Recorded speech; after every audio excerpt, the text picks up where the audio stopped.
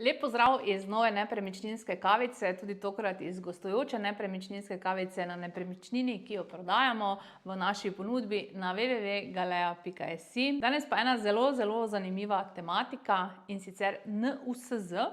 Kaj to pomeni? To je nadomestilo za uporabo stavbnega zemljišča, ki ga vplačuje v bistvu uporabnik same nepremičnine. To je lahko lastnik, lahko pa je seveda tudi najemnik, ker je v bistvu najemnik uporabnik te nepremičnine. V praksi velikokrat nas sprašujejo najemniki, zakaj morajo oni to plačevati oziroma ali ni to v domeni plačila za samega lastnika. Žal ne, zakon jasno pravi, da to plačuje uporabnik same nepremičnine. Nadomestilo za uporabo stavbnega zemljišča izda davčni organ v bistvu na podlagi podatkov, ki jih dobijo od občin do 31. marca, in sicer za tekoče leto.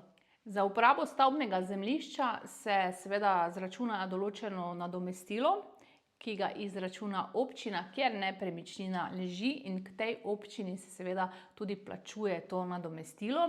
Je pa odvisno, sama višina tega nadomestila je pa odvisna od same velikosti nepremičnine. V današnji nepremičninski kavici pa bi rada z vami delila, kdaj ni potrebno plačevati tega stavbnega zemljišča, zaradi tega, ker dosti ljudi tega ne ve.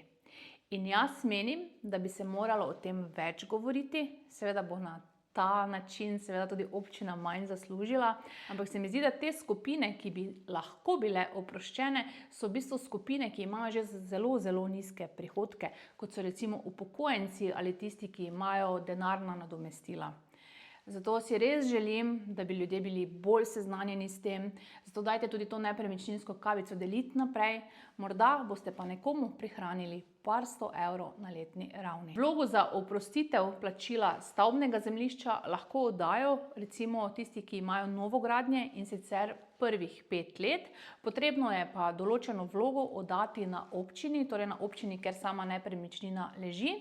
Vlogo dobite na občinskih spletnih straneh, ki so ponavadi zelo skrite, ampak dajte jih poklicati. Oprostitev lahko uveljavljajo tudi prejemniki denarne socialne pomoči in vsi tisti, ki prejemajo varstveni dodatek. Varstveni dodatek pa vemo, da prejema kar dosti oziroma veliko število upokojencev v Sloveniji, zaradi tega, ker prejemajo enostavno premale pokojnine.